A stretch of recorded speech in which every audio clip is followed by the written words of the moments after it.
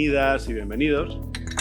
Gracias por venir y además, qué bonito el hacer un acto presencial, sí, como decía Giancarlo, el encontrarnos aquí y el hacer convivio también. ¿Qué tal, Joan? ¿Cómo estás? No lo sé. Esta es la primera pregunta. Bien. No venía muy preparado y de repente me encuentro aquí y creo que mi primer gesto interior también es de gratitud. Es decir, bueno, qué bien que haya esta convocatoria y la gente decida pasar este rato con nosotros. Y por otro lado, una vivencia interior también de, bueno, ojalá valga la pena, ojalá escucharnos este rato pues no solo llene un tiempo, sino que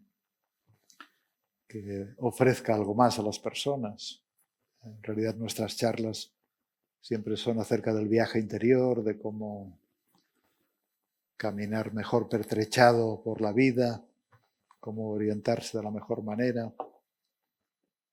Es cierto que hacía ya unos años que no aparecía por Granollers, pero yo recuerdo que aquí haber dado charlas, incluso una vez contigo, que había como la agrupación de Mercadés también, que hacían ciclos de charlas, y había venido alguna vez, y también había dado algunos talleres en tu centro. Y contento también de que aparezcan nuevas estrellas o satélites en el ámbito de la ayuda, como el Instituto Humanista. Y contento de ser un poco mayor, que ya no tengo que montarlos yo estos centros, sino que los empujan otros, y uno disfruta más de la cosecha o de apoyar e impulsar otros proyectos, ¿no? Así que esto un poco. Bueno, muy bien. ¿No se te ve mal? Bueno, puedo empeorar si es necesario. De momento no, por favor. Nada, yo creo que todas conocéis a Joan, bueno, simplemente por si alguien en internet nos ve también y no sabe muy bien de sus méritos, pues decir que es el fundador del Institut Gestalt, uno de los 3 fundadores, que es psicólogo, que había trabajado en un banco en su juventud, pero rápidamente enderezó el camino hacia la psicología y que ha escrito varios libros muy notables. Y yo creo que me estoy quedando un poco corto presentándote, pero bueno, ¿hay algo importante que esté diciendo? Que no esté diciendo, perdón. Yo pensaba que dirías que era una persona simpática, atractiva. Pero... Esto viene después de la conversación, según vaya. Es una persona simpática, es un sabio, la verdad es que Joan es un sabio, creo que todas las personas que habéis venido seguramente tengáis esta sensación, pero sobre todo lo que puedo decir sinceramente de Joan es que también es muy humilde, es un señor que tiene un deje socarrón, es de pueblos de Lleida, yo creo que eso marca estilo, es una persona con raíz y sobre todo insisto en esta palabra, humildad. Yo creo que Joan, con los méritos que va cosechando por el mundo, con los méritos en el mundo de la psicología, en el mundo de la espiritualidad, conserva un sabor muy auténtico, muy fresco, muy sencillo. Y eso se agradece también, porque no va de nada. No sé si estaréis de acuerdo, pero vamos, esta es mi sensación contigo. Este libro, Decirse a la vida, es un libro que a mí me ha sorprendido mucho por varias razones. Joan tiene ya una amplia bibliografía, pero este libro, que tiene un sabor nietzscheano en su título, Friedrich Nietzsche es el filósofo de cabecera de Joan, su filósofo preferido, habla mucho de él. Esta frase de decir sí a la vida tiene que ver muy profundamente con Nietzsche, luego te preguntaré por qué. Pero además, este libro me ha sorprendido no solo por la dimensión psicoespiritual que tiene, luego también te preguntaré por esta palabra, qué significa eso de psicoespiritual para ti, sino que además aporta un nuevo mapa, un mapa que a mucha gente le va a servir muchísimo, que es un mapa de los trastornos, de los problemas existenciales. Y no es poco sobre todo en estos momentos. No es poco en un mundo tan enrarecido, con tantos problemas, que encima hoy suma a ellos una guerra de consecuencias imprevisibles. Bueno, ¿por dónde empezamos, Joan? Quizás te preguntaré precisamente por el título, por el decirse a la vida y por esa reminiscencia nietzscheana. Bueno, en realidad cuando pensé el libro se me ocurrió un título más socarrón. Tú has dicho que tenía cierta socarronería. Pensé el título de Sufrir es fácil porque sabemos cómo. En realidad el libro es un manual de cómo lo hacemos para sufrir y cómo podríamos hacer para sufrir lo necesario, pero no lo innecesario, que a veces lo que yo veo en el trabajo terapéutico con las personas, en las familias, es que sobre un hecho trágico, un hecho que creó dolor en la familia, luego se edifican otros hechos que pivotan alrededor del primero y que toman la forma del sufrimiento. Así que decir sí a la vida también sería como no voy a esperar a que pare el teléfono. ¿Qué?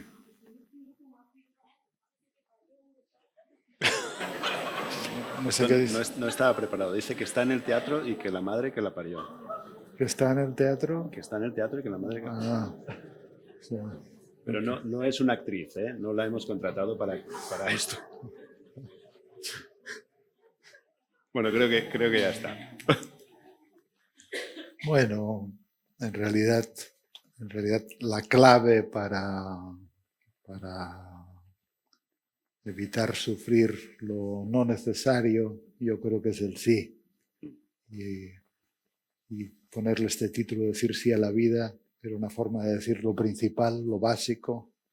A veces inicio algunas formaciones terapéuticas o de constelaciones y digo lo principal que tengo para enseñaros es una simple sílaba, que es la sílaba sí, que cuando la podemos convertir en carne, en proceso, nos resulta muy favorable para el proceso de vivir. La mayoría del sufrimiento se construye alrededor de que sucedió algo y alguien adentro dice internamente de muchas maneras, a través del resentimiento, del victimismo, del perfeccionismo, de la lucha, de la venganza, dice, esto no debería de haber sucedido. Y yo que me he especializado en mirar sistemas familiares, vemos que un sistema familiar es una matriz de fortalezas, es un código de grandeza que impulsa la vida hacia adelante, pero también es una matriz donde ha impactado el dolor de muchas maneras. Entonces, si nos ponemos a preguntar dónde en esta familia ha llegado el dolor, encontraremos muchas respuestas posibles. Hay una historia de una mujer que había perdido a su hijo y estaba muy desesperanzada, desconsolada, al borde del abismo, ya no queriendo vivir después de la muerte de su hijo. Y fue a ver al que se le llama el médico supremo, que es el médico supremo, que no es otro que Buda. Y le dijo a Buda, ¿tú me puedes ayudar a aliviar esta gran desesperación que tengo adentro?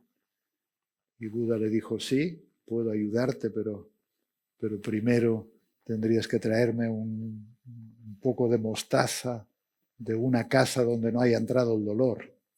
Entonces esta mujer, pobre con su desolación, con su desesperación, fue llamando a las casas y preguntaba, ¿aquí ha entrado el dolor?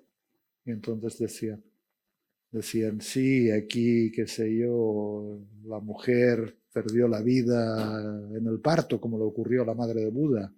Aquí un niño, qué sé yo, tiene una discapacidad. Aquí queríamos tener hijos, pero no vivieron. Aquí una enfermedad. Aquí alguien que falleció. Así que todas las familias son visitadas por la adversidad y son invitadas a hacer el proceso, no solo las familias, las personas, las biografías, son invitadas a hacer el proceso para integrar aquello que la vida quiso, aunque fuera distinto de lo que nosotros hubiéramos elegido, de lo que nosotros hubiéramos querido. Y toda raíz de sufrimiento, lo que yo veo acompañando personas y sistemas, empieza cuando sucedió algo y el sistema no hizo el proceso emocional para lograr el asentimiento, el sí. Decir sí, esto también forma parte de nuestro viaje, sí, a esto también le hacemos espacio en nuestro corazón. Hace poco en un grupo Un hombre había perdido un hijo de 1 año y medio. Y entonces yo cuando escribí el libro de Vivir en el Alma,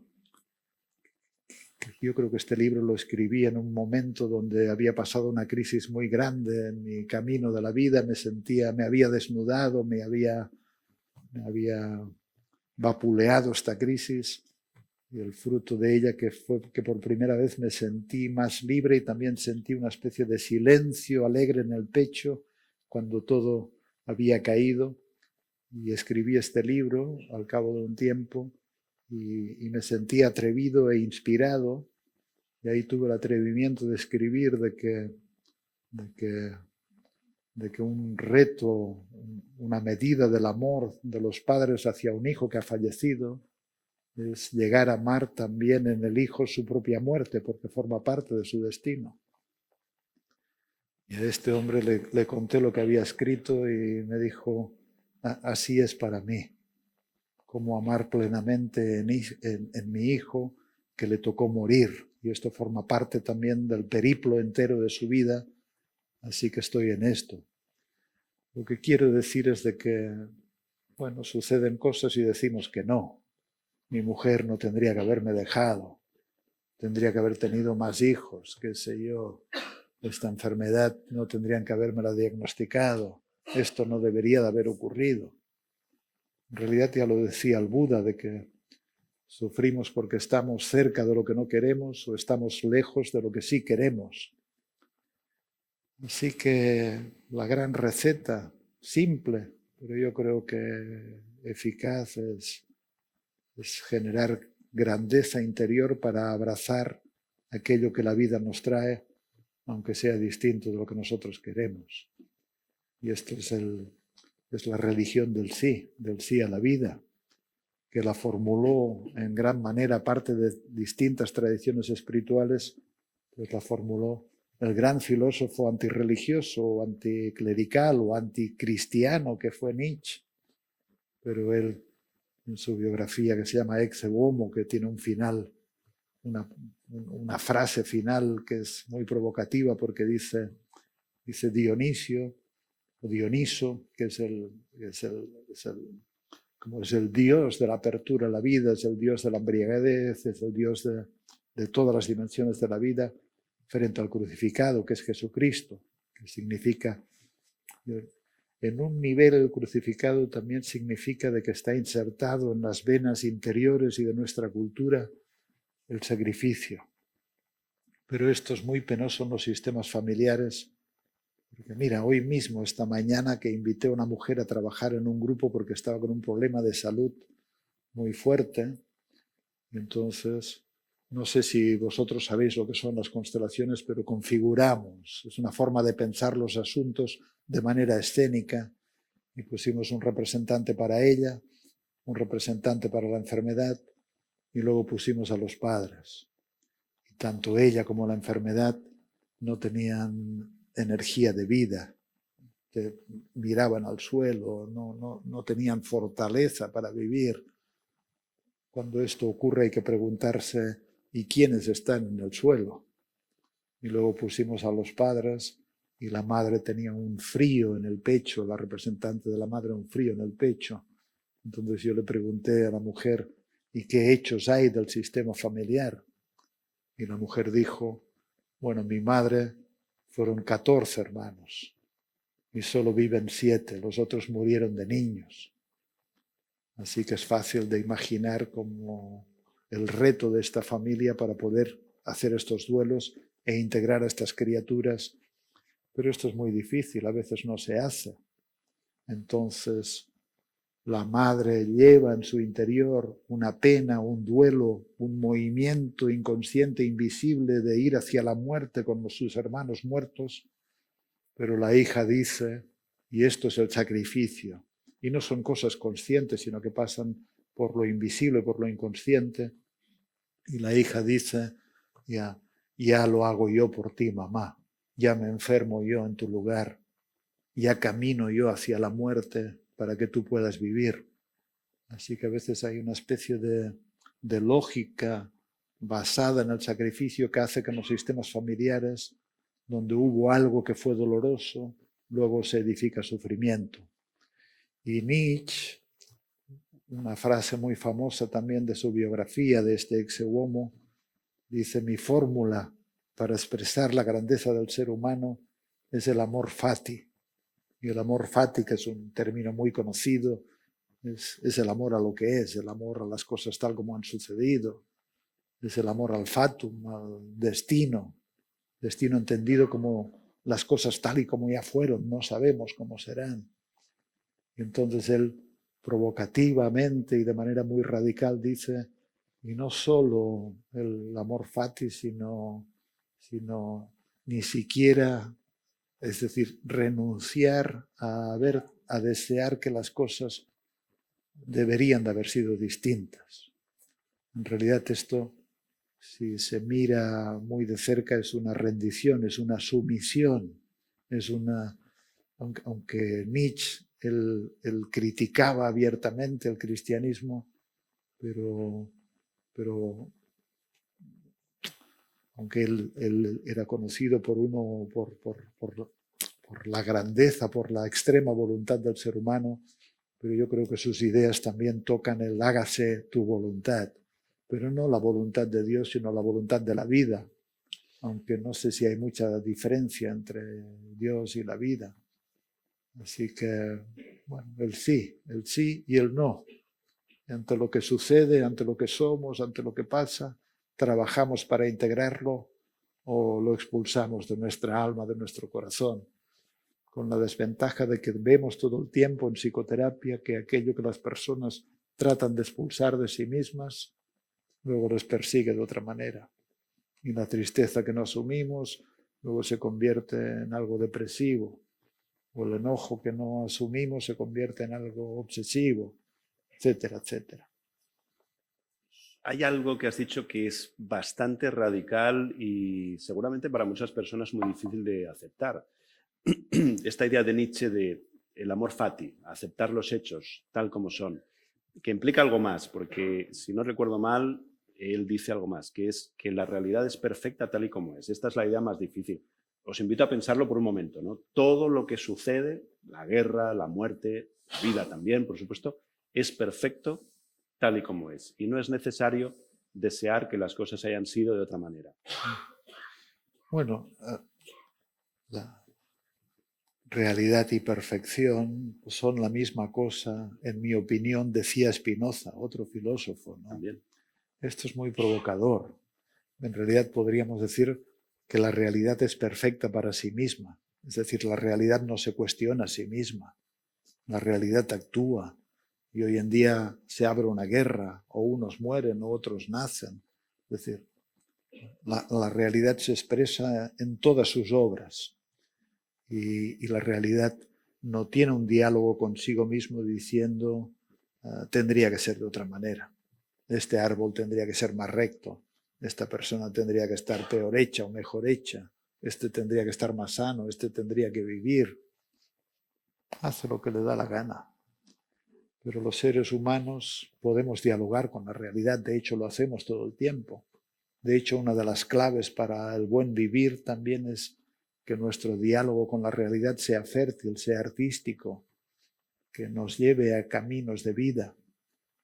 Así que los seres humanos decimos, esto es injusto, esto lo quiero de otra manera, pero no podemos cambiar lo que ya fue, podemos cambiar lo que está por venir.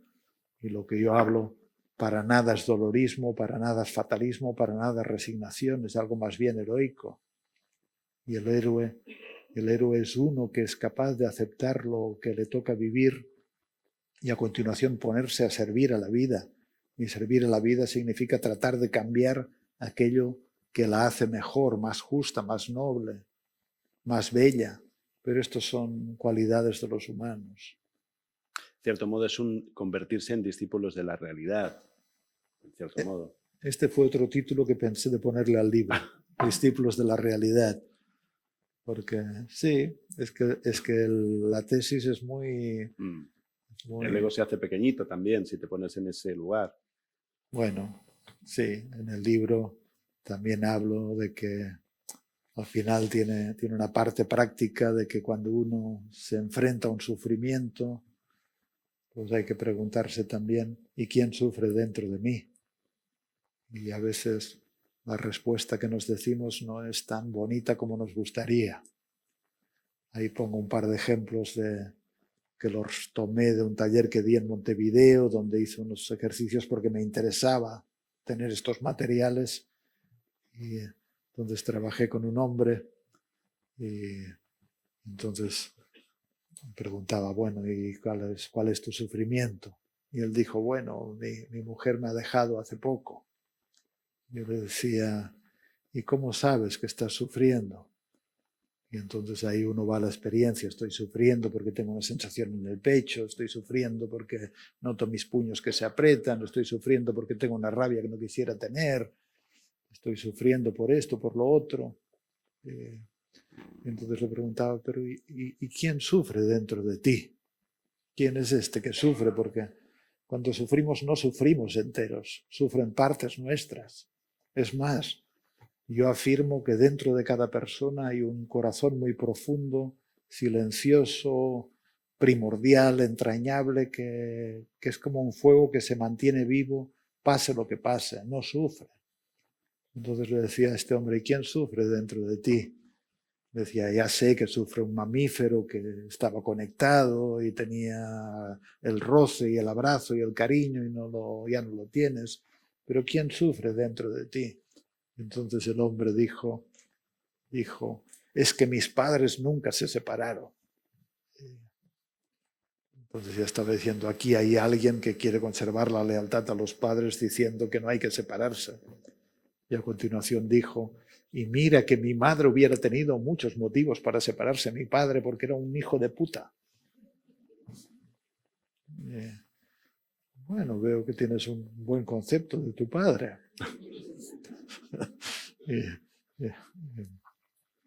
Y entonces aquí se fue desplegando también de que en la dinámica familiar él era el hijo preferido y especial de la madre, muy por encima del padre, que la madre lo miraba como si fuera un hijo de puta. Un típico triángulo familiar donde un hijo está instrumentalizado al servicio de los desencuentros entre padre y madre. Pero el hijo había aprendido en su sistema familiar, yo soy tan especial porque para la madre yo soy poco menos que todo y por supuesto mucho mejor que papá. Entonces, ¿quién sufre dentro? Uno que se cree muy especial. Y uno que se cree muy especial no puede entender cómo me han dejado a mí, con lo mucho que me quería mi madre y con lo maravilloso que me veía. ¿Cómo es posible que mi mujer no me vea tan maravilloso como mi madre? Pero la vida se ocupa de aplicarnos los correctivos necesarios. Así que, obviamente, ¿quién sufre dentro de ti? Pues este que se cree tan especial. Entonces, y ahí, obviamente, pues hay que contestarse quién sufre y, bueno, cómo creció esta identidad, que es una de las identidades del ego en nuestra historia, cómo se fomentó, en qué escena, en qué marco familiar, qué ideas tiene, qué argumentos, porque otra cosa que hay que saber también es de que el sufrimiento siempre viene revestido de argumentos que lo justifican y lo convierten en muy razonable, pero siempre tiene algo de irracional. Así que no sé qué me preguntaste. Se me ha olvidado. Tú tampoco. No. Pero me hace gracia que justo en el coche veníamos comentando que este sentirse especiales de muchos hombres es casi tiene ya el grado de epidemia en nuestra cultura. Y luego también causa mucha fragilidad en los hombres por este tipo de situaciones que has descrito también. Pero creo que no me voy a meter por aquí, porque sería dispersar un poco la energía. Te voy a hacer preguntas un poquito más esenciales que tengan más que ver con el libro. Esto, en todo caso, un día, si te apetece, hacemos otra de pareja y de esas cosas que tienen mucha amiga y que 3 horas va a durar seguro. Pero hay algo en el libro también que tú explicas como energía de vida y energía de muerte. Freud lo explicaba como pulsión de vida y pulsión de muerte. Las tradiciones espirituales a lo largo de los tiempos lo han explicado también, algunas. Y explicas muy bien también cómo en el no generamos una mayor energía de muerte, nos apegamos más al lado de la muerte que al de la vida. Me gustaría preguntarte por eso. ¿Qué entiendes por energía de muerte y energía de vida? ¿Y cómo es la relación, la dinámica que se da entre el no y la energía de muerte y el sí y la energía de vida? De todos modos, este tema lo toco mucho más en otro libro que se llama Bailando Juntos. El libro anterior. Pero, bueno, yo creo, y esto lo dijo Freud también, de que hay líbido y hay destrudo, hay energía de vida, hay tánatos, y hay energía de muerte que es tánatos, y energía de vida que es eros. Yo creo que una pregunta que es relevante para nuestro camino en la vida es cuánto me siento enraizado y orientado hacia la vida, o cuánto me siento poco enraizado y orientado hacia la muerte. No me refiero únicamente hacia la muerte física. La energía de vida es expansiva y nos impulsa hacia adelante y nos eleva, y la energía de muerte es retractiva, nos encoge y nos hace caer. Así que una pregunta que a mí me parece relevante y que es relevante en los procesos de ayuda con las personas es ¿qué estimula en ti energía de vida o qué fomenta en nosotros energía de muerte? Y obviamente, si nos preguntamos qué estimula energía de vida, todos podemos preguntarnos qué estimula en mí energía de vida, que es ganas de vivir, estar plantado, estar firme, estar en mi lugar. Pues probablemente sea, qué sé yo, que tenemos, como se dice, objetivos o sueños, o un algo por lo que levantarnos por la mañana, o hijos a los que cuidar, o proyectos a los que sostener. Esto en un nivel, pero en otro nivel la energía de vida se sostiene en la buena integración de nuestros anteriores. Lo que más fomenta energía de vida en las personas es sentirse sostenida y en paz, o habiéndose elaborado los problemas con los padres, porque los padres son la fuente de vida, simbolizan la vida y son vínculos esenciales. Así que todo lo que se puede hacer para estar en paz o en sintonía con ellos, incluso poniéndose en orden con cosas que fueron difíciles con ellos, luego se traduce en que estamos en la vida.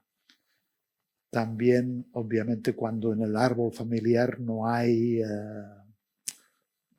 traumas o tragedias, que, como en el caso de esta mujer que he explicado, tantos hijos muertos, pues hay energía de vida cuando todos los muertos del sistema familiar pueden ser honrados, reconocidos, amados, porque esto les convierte en figuras auspiciosas, en ángeles de la guarda para los vivos. Por ejemplo, o por lo menos son metáforas bonitas, ¿no? Así que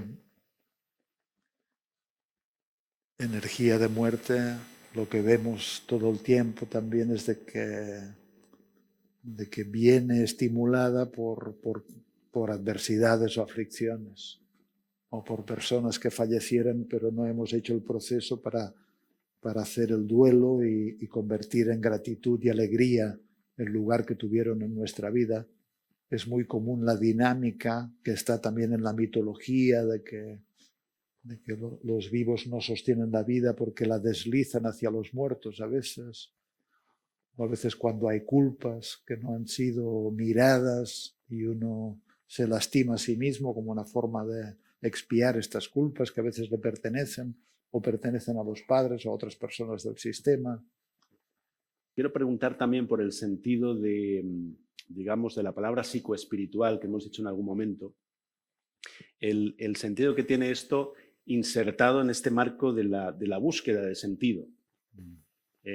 La palabra psicoespiritual, psico, lo psicológico, la psique por un lado y lo espiritual por el otro. ¿Por qué es tan importante, digamos, dentro del camino de los buscadores esta concepción que tiene que ver por un lado con la psique, con lo psicológico, y por el otro con el reconocimiento de una dimensión espiritual de la vida?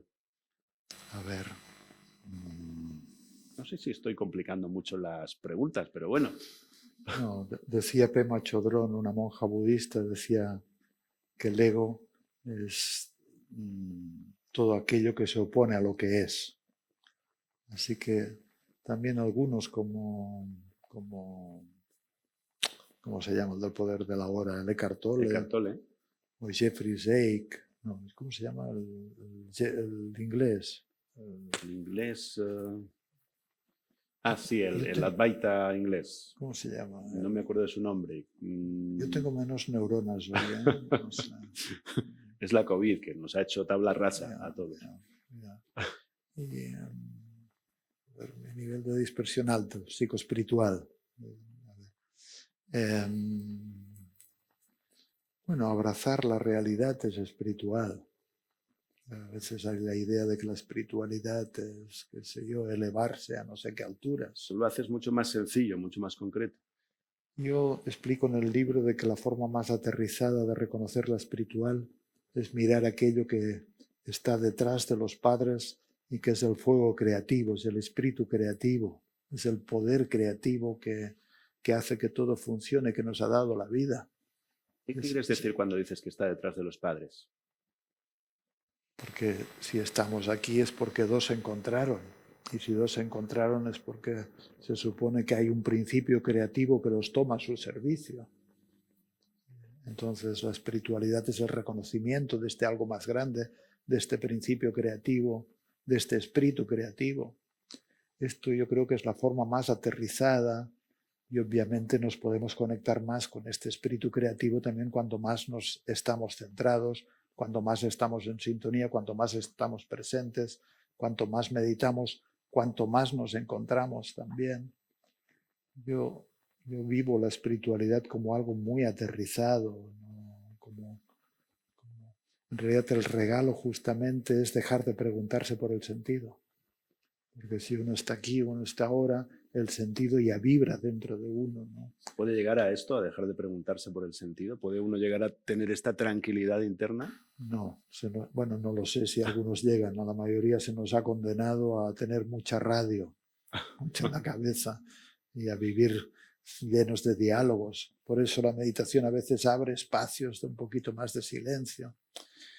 Pero yo en el libro, por ejemplo, hablo de lo psicoespiritual, porque, por ejemplo, en términos sistémicos o de trabajo con familias, ¿no? Claro, y lo explico en el libro, hay muchos abordajes relacionales. Hay personas que se enferman porque la relación, tal como la construyen entre los dos, genera enfermedad. Entonces se aplican una serie de herramientas psicológicas y se resuelve esto. Y está bien, son los trastornos del lugar, las danzas que no funcionan en las relaciones entre parejas o entre padres e hijos, etcétera, etcétera. Pero claro, a la que rascas un poco también qué hay detrás de las cosas, te encuentras con, yo lo llamo los grandes asuntos del viaje de la vida. Entonces, cuando acompañas personas, hace 2 meses, me escribe una persona que conozco de otra ciudad de España y me escribe y me dice, estoy en el hospital, me han dado 1 mes y medio de vida, hace pocos días por fin me encontraron que tenía un tumor en el estómago, no hay remedio, ya murió, ¿eh? Me escribió hace 1 mes y medio y ya murió. Y estoy muy asustado y te escribo porque miro vídeos tuyos, me dan un poco de paz, pero bueno, tenía ganas de hacer contacto. ¿Cómo se mira un asunto así? ¿Cómo se mira a la madre que acaba de perder un hijo, por ejemplo? Yo no encuentro que esto sea posible técnicamente, desde lo psicológico, desde las estratagemas y conjunto de técnicas que tenemos los psicólogos. Yo creo que se necesita una fe, un amparo, una convicción profunda de que esto tiene sentido, a pesar de los pesares, de que no comprendemos. Hoy en día también hay muchas teorías consuelo de las cosas ocurren por algo. A mí me parece que estas son teorías que amortiguan la intensidad del sufrimiento, pero son falsas. Es mejor quedarse con la sensación de misterio quieres decir? Las cosas ocurren muchas veces porque ocurren. Y luego con el tiempo les damos sentido y pensamos, bueno, porque sucedió esto, pues desarrollé lo otro. El mismo Claudio Naranjo, que lo hemos visto aquí en Granollers muchas veces en su biografía, expone algo que en privado una vez me comentó, como Claudio perdió un hijo. Y en su biografía dice que de esta pérdida luego hubo un gran desarrollo espiritual. Es como que cuando ante las grandes pérdidas, si se viaja por el viaje del dolor, a veces hay regalos en forma de espiritualidad, pero es mucho decir que esto ocurrió para que lo otro ocurriera. Es decir, amortiguamos el peso de la realidad, ¿no? Pero no creo que algunos aspectos de la realidad se puedan mirar sin una... No es una fe o una creencia, es un lugar de llama encendida que a pesar de los pesares puede inclinarse o rendirse o abrazar las cosas como son, porque ahí ya no hay más yo, porque el yo no puede hacerlo. Son otros espacios interiores que aparecen en las emergencias justamente. Por eso Eckhart Tolle, por ejemplo, Eckhart Tolle, que muchos supongo que lo conoceréis o habéis leído, tiene este libro maravilloso del poder de la hora, pero él tuvo su despertar después de estar en el más profundo fondo de los infiernos. Es como que cuando ya se desmantela toda la casa, como decía Rumi, aparece la joya oculta, ¿no? Entonces, yo creo que para el viaje de la vida, qué bien que manejamos también aspectos comunicativos, estratagemas psicológicas, nos conocemos a nosotros, nos interrogamos, pero ante los misterios y las grandes tragedias o las grandes devastaciones, yo creo que no queda otra que la fe. Pero la palabra fe no es fe en Dios, es fe de que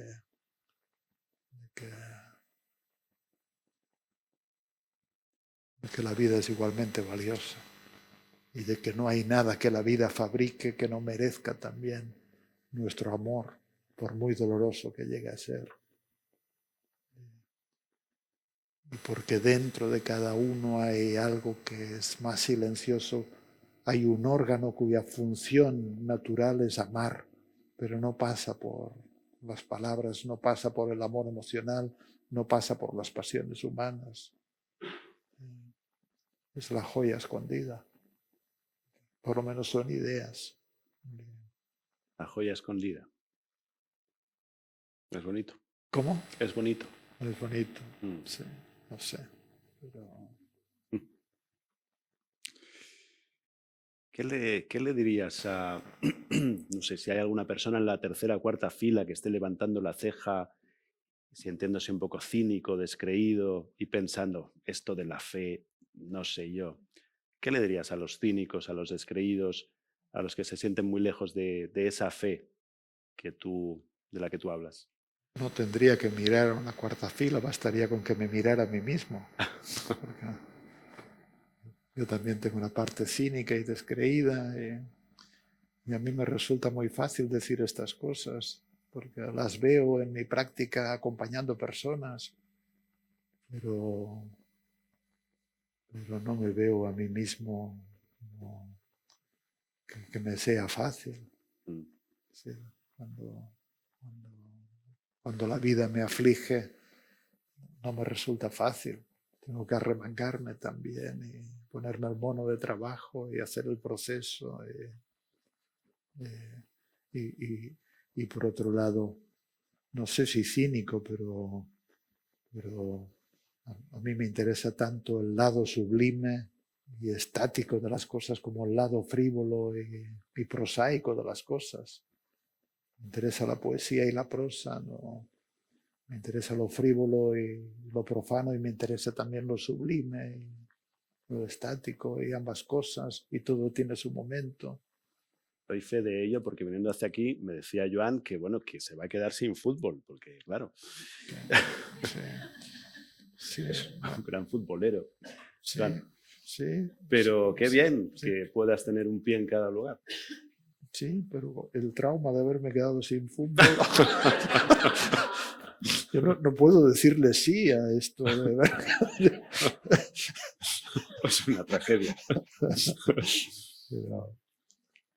Pero, Pero sí, claro, trabajar de manera tántrica en un sentido original, el tantrismo original, no tanto el que nos llega aquí como un neotantra occidental, es un tantrismo que tiene que ver con trabajar con los pies metidos en el barro de la vida, trabajar desde las vísceras, desde las lágrimas, desde los flujos, desde la tragedia, el dolor, la cosa de entregarse totalmente a la vida hasta el punto de que hay lamas que de repente pues, se volvían en algún momento asesinos o prostitutos o qué sé yo, o alcohólicos, de alguna manera estando muy arraigados en la realidad por dura que sea, ¿no? Pero bueno. Yo me veo mayor para hacer carrera de asesino Bueno, pues o de nunca es tarde. alcohólico. O prostituto, no digamos ya. Bueno, futbolista. En todo caso, antes de que la charla se nos acabe de desmadrar y se nos termine el tiempo también, ahora, si queréis, también pues daremos un espacio para preguntas o para comentarios. Si queréis hacer alguna pregunta, tenéis algo que queráis decir también, aunque no sea una pregunta. Antes de eso, me gustaría que sí habláramos un poquito del mapa de los trastornos, porque creo que es realmente una aportación de este libro que a muchos terapeutas les habrá alucinado. O sea, se han quedado flipados con este mapa, pero no solo terapeutas, sino cualquier buscador de conciencia, de autoconocimiento, cualquier persona que se esté mirando a sí misma, yo creo que puede encontrar aquí algo que es un mapa muy certero de las cosas que nos pasan y un poco también de cómo ponerles, bueno, si no remedio, por lo menos sí atención. Entonces, el mapa, simplemente quería hacer un repaso muy rápido, comienza precisamente con los trastornos del asentimiento. No sé si quieres comentarlos todos, pero por lo menos comentemos alguno, ¿te parece? Bueno. A ver, también esto es un mapa que yo lo he ido aprendiendo en el trabajo acompañando personas. Y antes lo he explicado de que en origen todo problema se enraiza en una falta de asentimiento. En lugar de asentir a la muerte de estos niños y ponerlos en el corazón y con el tiempo recuperar la grandeza o llegar a la orilla de la alegría de nuevo, uno dice esto es demasiado para mí y en lugar de decir sí dice no, y esto tiene consecuencias. Y la consecuencia es que aparecen los trastornos del lugar. Es el segundo paso. Que es el segundo paso, sí. O sea, en origen, y claro, ¿de quién se ocupa de los trastornos del asentimiento? Las terapias existenciales, que trabajan con los grandes asuntos del viaje de la vida y trabajan en la dirección de cómo la persona puede integrar, reconocer, abrazar los asuntos relacionados con la sexualidad, con la muerte, con la soledad, con la vinculación, con la hermandad, con la pareja, porque ahí se dirime el núcleo gordiano de nuestro corazón, y si esto no queda bien resuelto, aparecen los trastornos del lugar. ¿Qué quiere decir? Pues en este caso que conté, qué sé yo, de esta mañana, pues la hermana que los hermanos, en este caso la hermana que sigue viva con estos hijos que no ha podido ser asentido, entonces ella pierde la fortaleza de su lugar como madre, porque una parte de su energía se fuga hacia estos hermanos que no vivieron. La hija decía, mi madre no puede parar. Y probablemente porque en su dinámica interior, si se para un momento, entonces se cae y se deprime, ¿no?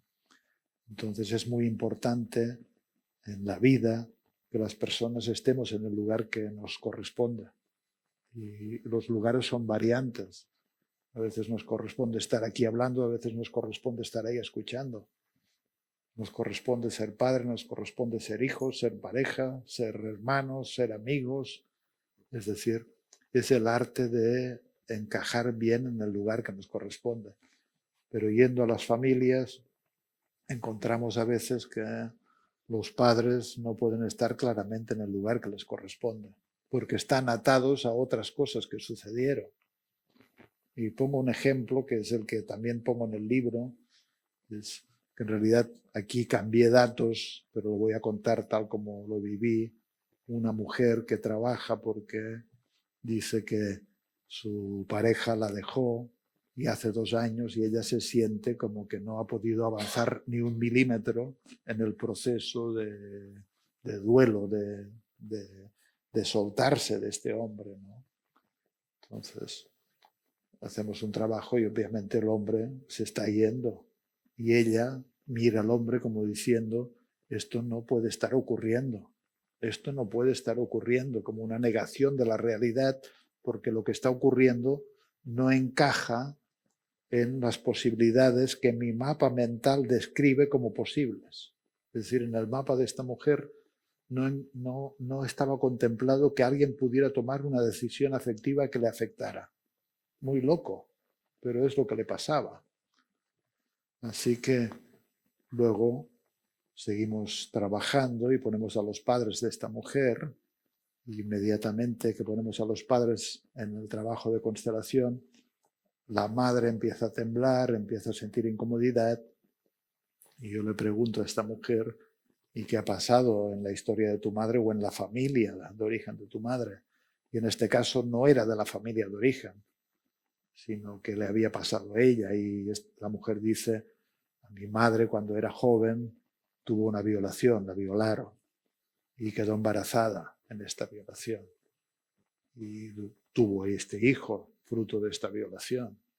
Esto es un hecho existencial donde se conjuga violencia, se conjuga sexualidad, se conjuga vida, se conjuga separación porque entrega al hijo. Es decir, integrar un hecho de este calibre realmente requiere un proceso muy exigente y difícilmente se puede hacer sin buen acompañamiento, porque son hechos muy fuertes.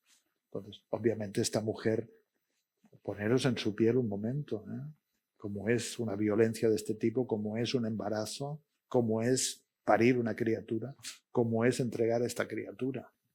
Entonces, esta mujer nunca pudo integrar esto y luego la vida sigue, se casó con el padre de esta mujer y luego tuvieron a esta mujer. Claro, la madre no pudo asentir nunca estos hechos y no podía tomar claramente su lugar ni de esposa ni de madre, porque una parte de su energía, de su corazón, estaba ahí y no aquí.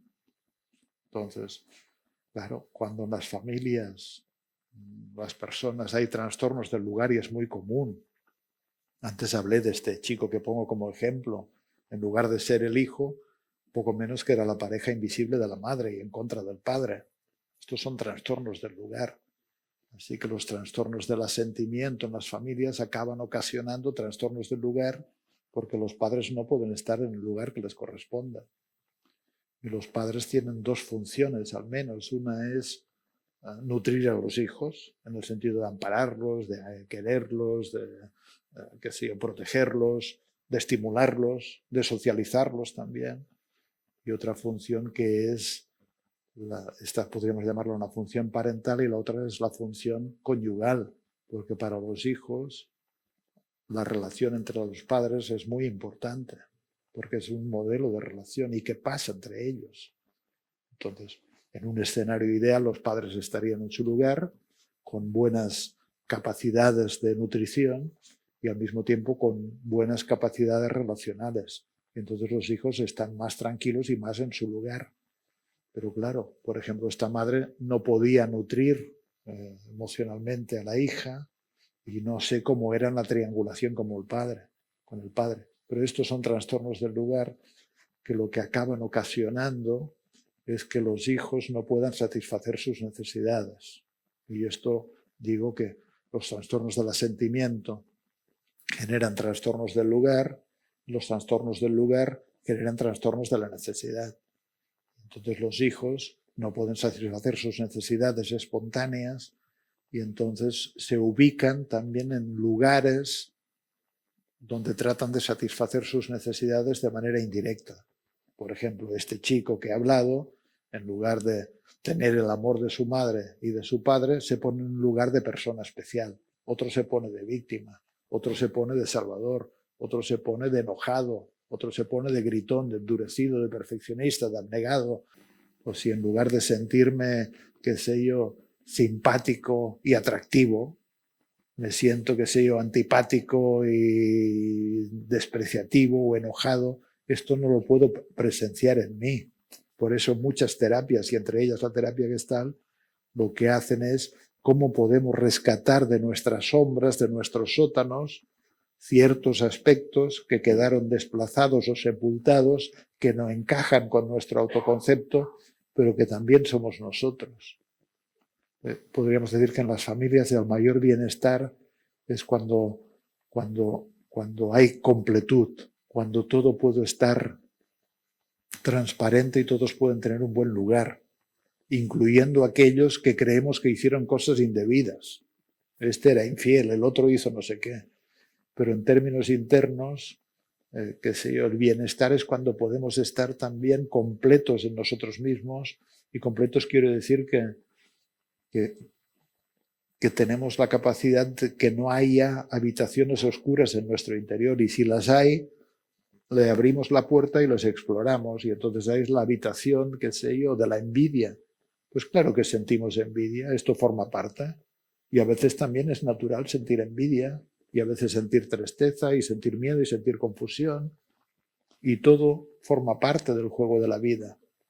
Pero dejamos de presenciar aquello que no encaja con la idea que tenemos de nosotros mismos. Y perdemos entonces flexibilidad y opciones de vida, qué sé yo, porque y en la pareja, por ejemplo, pues conviene la vulnerabilidad a veces y la fortaleza otras veces, y conviene la alegría, pero también la tristeza, porque la vida tiene todos los colores, pero reducimos la paleta de nuestros colores. Por eso hay que trabajar con más presencia, más integración de nuestros aspectos rechazados, la sombra, como se dice en algunas tradiciones psicológicas. Y lo que luego yo digo es de que todos estos trastornos de la necesidad de la presencia siguen con los trastornos narrativos. En el caso de esta mujer, de la hija, claro, su madre había vivido esto, la madre no pudo tomar el lugar, ella en lugar de satisfacerse como hija, lo que notaba es que a la madre le pasaba algo. Una parte de su atención, de su energía, de su alma, de su profundidad, estaba en otro plano. Y ella no entendía qué le pasaba a la madre.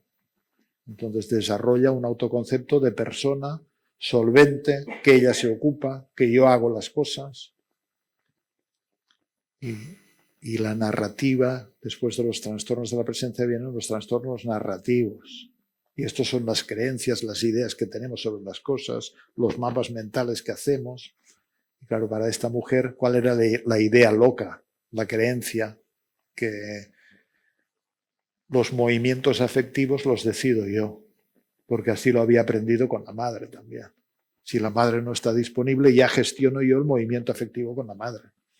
Entonces, bueno, pues hay trastornos narrativos. ¿Y esto qué significa? Que nos contamos lo que nos queremos contar, pero que guarda muy poca relación muchas veces con la realidad.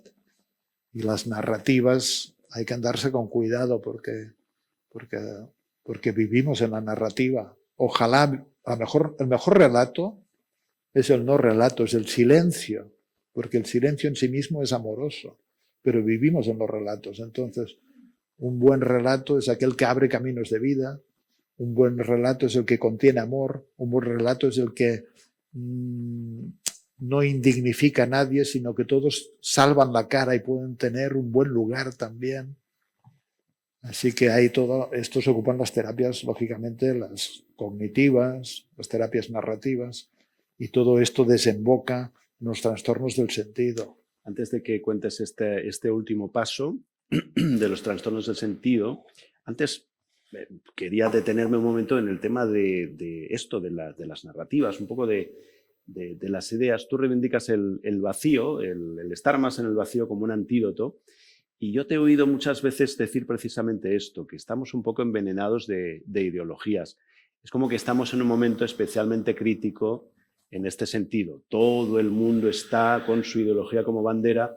Bueno, hay una parte que el idealismo puede tener un lugar, por supuesto que puede hacernos avanzar. Lo que pasa es que parece que hay una búsqueda muy fuerte de identidad, porque no la tenemos, porque flojea, porque vivimos en un mundo con cada vez más incertezas, en las ideologías, en las banderas, en el agitar esas ideologías y tratar de, qué sé yo. Ideologías que separan, ideologías que no contienen amor, pertenecen a niños. Las personas que se desarrollan renuncian a estas ideologías, pero es justamente las pasiones del niño que dice, qué sé yo pertenezco aquí y aquí se piensa de esta manera. Yo soy catalán, yo soy español, yo soy ucraniano, yo soy esto, soy lo otro, yo soy del PP, yo soy de estos, de los otros, y ahí se despliegan las ideologías son falsedades que satisfacen nuestro instinto gregario de pertenecer al grupo al que pertenecemos, pero son arbitrarias la mayoría de las veces. Y lo jodido es que están de moda las ideologías y que la gente se las toma en serio y dicen con mucho orgullo, es que estas son mis ideas. Pero yo prefiero a Groucho Marx, que decía, también tengo otras. Decía, estos son mis principios, pero si no le gustan, tengo otros. Tengo otros. Pero esto es muy bonito porque significa, no voy a morir por mis principios, no me lo voy a tomar tan en serio. Voy a morir por mis amores, si hace falta, pero por mis ideas. Mira cuántas guerras en la historia de la humanidad, mira cuántas guerras religiosas. Si esto no tiene, es pura locura. Y hoy en día seguimos. Y yo lo he explicado 1000 veces, pero es literal tal como me ocurrió, ¿no? De que el George Bush, hijo, está en la televisión anunciando que van a la guerra con Irak, creo, porque ellos son los buenos, porque nosotros somos los buenos y ellos son los malos. Un discurso tan básico y limitado, porque esto es un universo infantil esto. Entonces, y en aquel momento a mí se me desfigura su imagen y me lo imagino como un niño de 3 años con pañales y el chupete que se gira hacia el padre y le dice al padre, ¿me quieres ahora? ¿Lo estoy haciendo bien? ¿Ahora puedo pertenecer con más fuerza? Por eso que son pautas muy gregarias, muy infantiles. Hay que ir más allá del gregarismo, porque el gregarismo nos mantiene muy apasionados y contiene una agresión fundamental. ¿Y cuál es esta agresión fundamental? Tú no eres yo. Y esto hace una diferencia en cómo vivimos. Tú también eres yo o tú no eres yo, para reducirlo, ¿no?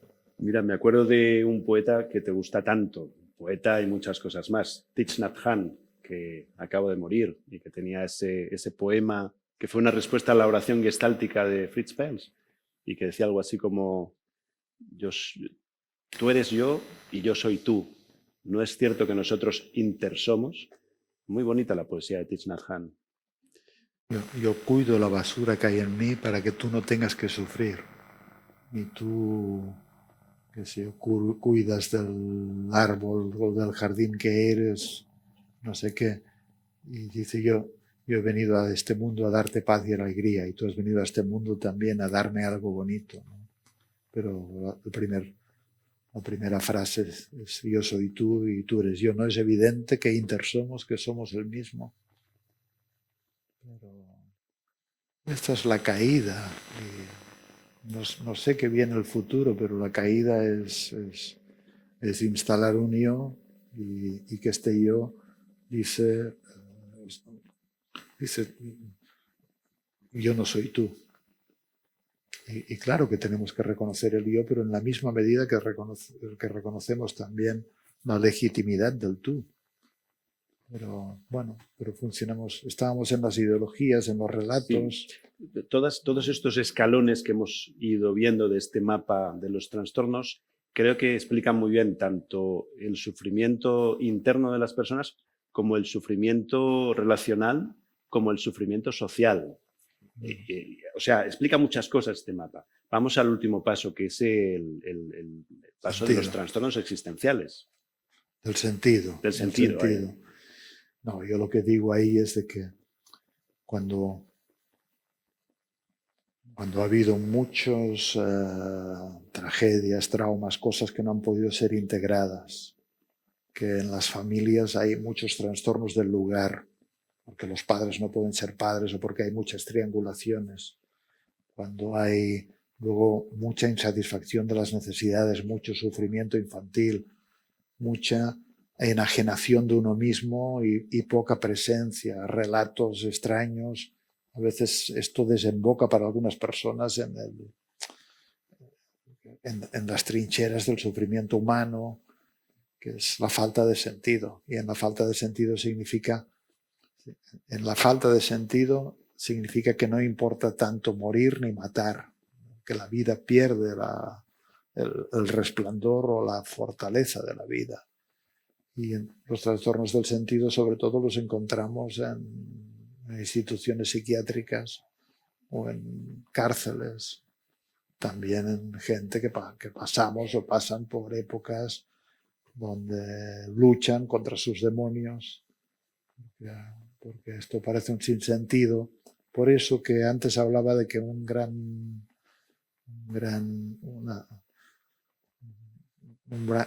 concentrado vitamínico para la vida es la conexión profunda con las raíces, con los padres, y no solo con este hombre y con esta mujer, sino con esta fuerza que les usó. Es la fuerza de la vida que nos usa para servirla, dando vida también. Así que el sentido se experimenta o se puede experimentar de esta manera, ¿no? Y ahí también pues están las terapias centradas en las logoterapias, las terapias del sentido. Y Viktor Frankl, que es la persona que siempre se menciona cuando se habla del sentido, porque esta persona fue capaz de integrar todas las aflicciones y adversidades del campo de concentración, de la muerte de sus padres, de la muerte de su mujer, de la criatura que su mujer llevaba dentro en el vientre, y seguir orientada al futuro, pudiendo amar estas adversidades, porque muchos ante estas adversidades diríamos, qué sé yo, prefiero no vivir o me vuelvo loco. Porque mira, hoy empiezan Ucrania y Rusia, ¿no? Y es como, una vez escribí un artículo que se llama La fraternidad fracasada. Que aparte fue muy interesante porque lo empecé a escribir y estaba por teclear algo acerca de esta insignia de la Revolución Francesa, liberté, fraternité, égalité, como queriendo decir que la fraternidad había sido la gran olvidada, y estaba en una casa vacacional y un hermano mío viene ahí en el escritorio y me dice, ha habido un atentado en las Ramblas. O sea, fue cuando hubo el atentado aquí en Barcelona en las Ramblas, ¿no? Entonces todo el artículo se tiñó también con este atentado, y ahí pongo, si cuando alguien aprieta el gatillo supiera que con este acto está comprometiendo el bienestar y el futuro de sus hijos, de sus nietos, de sus bisnietos. Si alguien que inocente recibe la bala supiera que también con este acto quedan comprometidos sus hijos y sus nietos y sus bisnietos, quizás nos lo pensaríamos más, porque esto es tragedia, dolor, depresión, enfermedad mental, esquizofrenia. No para todos, hay muchas opciones, pero por varias generaciones. Tú decías que los dos hechos que más unen a las personas son Dar la vida y quitar la vida. exactamente, dar la vida y quitar la vida, ¿no? Quitar la vida, sí. Es muy impactante, ¿no? Sí. Saber esta información. Pero claro, cómo se integra en la familia un asesinato, cómo se integran las violencias, es que esto despedaza el alma. Entonces, también forma parte de la vida la violencia, la agresividad. Luego las consecuencias son un poco duras. Y luego mucha gente funciona también con criterios de dureza. Bueno, no tiene importancia, pero se hizo un experimento con ratones, esto lo he contado, esto lo contaba el Levine, este del trauma, uno de los próceres del trauma, lo contaba en un artículo que se hizo un experimento con ratones y a los ratones se les daba a oler un olor característico, no sé cuál, vainilla, café, yo qué sé, y cuando olían este olor se les daba una descarga eléctrica. Esto es, después de que esto ha pasado unas cuantas veces, quedan condicionados y ya no necesitan la descarga porque cuando huelen este olor, los ratones entran en contracción, entran en estrés, entran en trauma, como en pánico. Pero lo que quiero decir es que lo interesante del asunto es que luego los hijos, los nietos, los bisnietos y los tataranietos que no habían sido condicionados, que no habían estado allí, que no recibieron las descargas, cuando olían este olor, entraban igualmente en pánico, en estrés, en contracción, en trauma. Esto significa también de que en nosotros viven las experiencias de muchos otros. Por eso es tan importante integrar, cuidar, y a veces como en las guerras, esto rompe el alma, como en una violación, se rompe el alma. Entonces, se necesita mucha mercromina, mucho bálsamo para curar estas heridas y que ahí queden. Se llama epigenética y está muy estudiado. Este experimento con ratones se ha estudiado también incluso en personas y bueno, no se sabe muy bien por qué sucede, pero sucede. Bueno, porque no lo sé, pero probablemente nuestra vida no empieza cuando somos fecundados o nacemos, sino que ya tiene mucha historia. Y es la historia del árbol. La historia del árbol.